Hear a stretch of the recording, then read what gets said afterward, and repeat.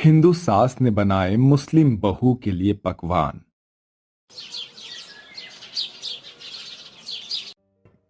रुक जा बेटा, बाहर जाने से पहले माथे पर तिलक लगा कर जा।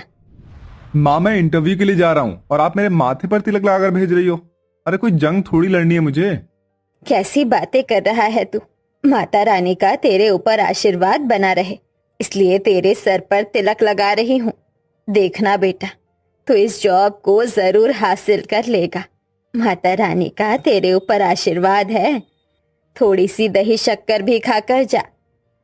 शीतल ऐसा कहकर एक चम्मच अर्जुन को दही शक्कर भी खिलाती है। अच्छा माँ, अब मैं चलता हूँ। अर्जुन ऐसा कहकर चला जाता है, जिसके बाद वो एक बहुत बड़ी कंपनी में इंटरव्यू के लिए पहुंचता है।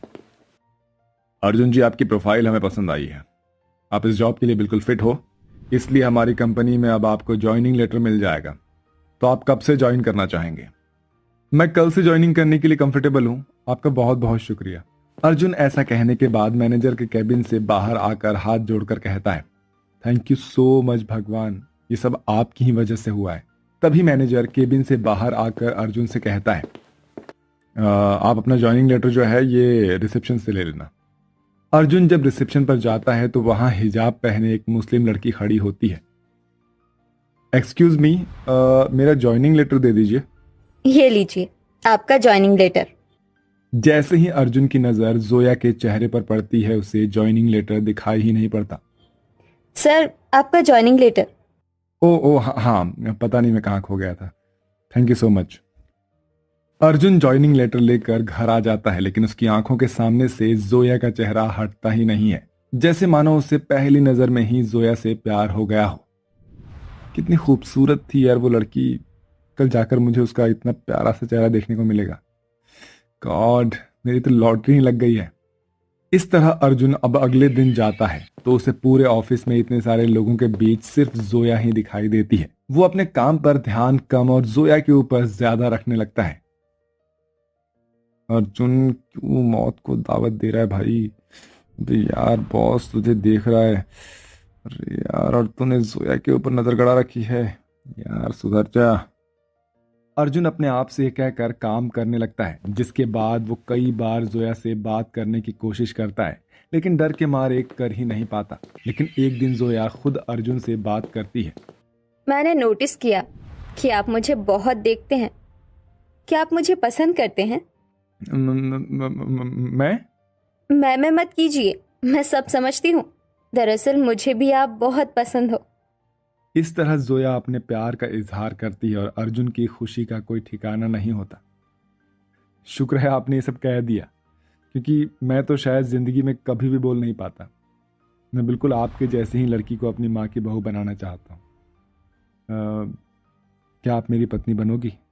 जोया को अर्जुन इतना ज्यादा पसंद था कि वो शादी के लिए हाँ करने में जरा भी नहीं हिचकिचाती। इस तरह से वो दोनों मंदिर में जाकर शादी कर लेते हैं। जब जोया मंदिर से बाहर अर्जुन के साथ आती है तो उसकी सहेली फातिमा उसे मंदिर के बाहर मिल जाती है। जोया, क्या 2 मिनट मुझे तुमसे अकेले में बात करने के लिए मिल सकते हैं? फातिमा के मुंह से ये सुनते ही अर्जुन थोड़ा सा साइड हो जाता है। तुमने एक हिंदू से शादी कर ली। अरे अब ये लोग तुम्हारा मजहब बदलवा देंगे, तुम्हें पूरी तरह हिंदू बना देंगे। पता है ना, हमारे धर्म में ये गुनाह है। तो तुम्हें ये शादी नहीं करनी चाहिए थी। ये तुम कैसी बातें कर रही हो? ऐसा कुछ नहीं होगा। मैं अपना मजहब नहीं छोड़ूंगी और अर्जुन से मैं बहुत प्यार करती हूँ। उसे मैं नहीं छोड़ सकती। मेरा तो सिर्फ तुम्हें समझाने का काम था, मैंने समझा दिया। बाकी आगे की तुम्हारी खुद की जिंदगी है। फातिमा ऐसा कहने के बाद वहां से चली जाती है, जिसके बाद अर्जुन जोया को अपने घर ले आता है। ये मेरा घर है जहां मैं अपनी माँ के साथ रहता हूं।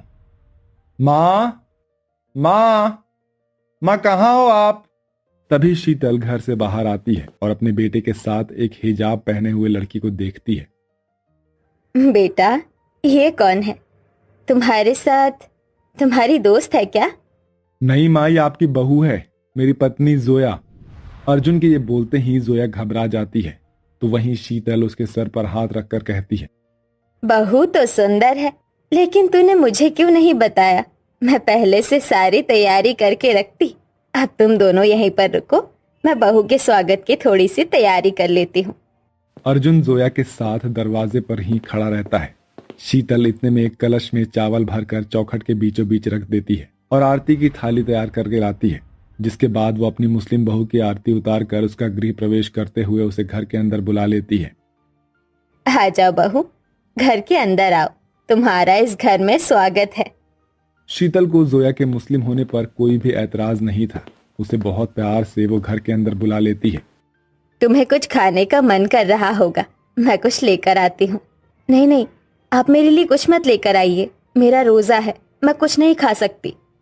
अच्छा बहू, मुझे तो पता ही नहीं था। कोई बात नहीं, तू अपने कमरे में जाकर आराम कर ले, थक गई होगी। जा अर्जुन, बहू को अपना कमरा दिखा दे।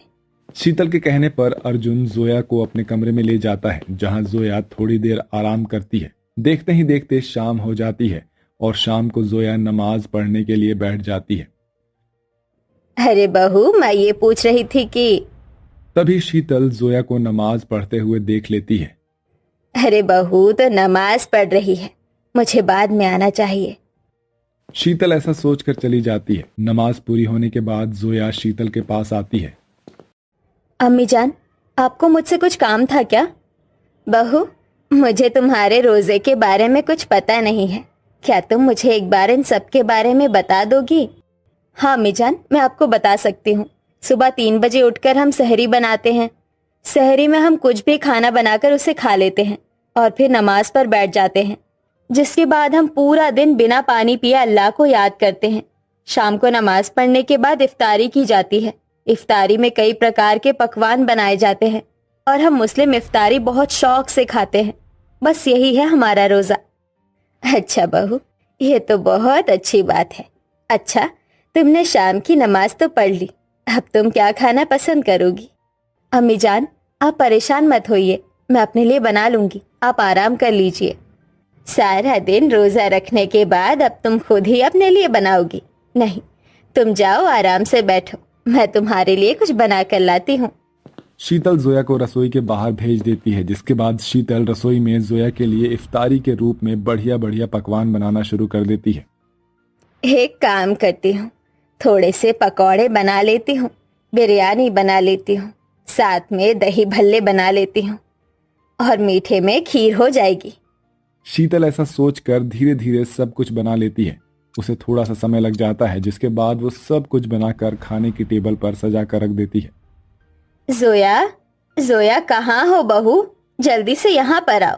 शीतल के बुलाने पर जोया आती है और खाने की टेबल पर इतने सारे पकवान देखकर कहती है, या अल्लाह अम्मी जान, आपने इतना सब कुछ बनाया है, इतने सारे पकवान बनाए हैं मेरे लिए। हाँ बहू, मेरी कोई बेटी नहीं थी, मैंने सोचा था जब मेरी बहू आएगी तो उसे बेटी जैसा प्यार ही दूंगी, और मेरे लिए तुम बेटी से कम नहीं हो, इसलिए मैंने तुम्हारे लिए इतने सारे पकवान बनाए हैं। चलो बैठो और अपनी इफ्तारी करो।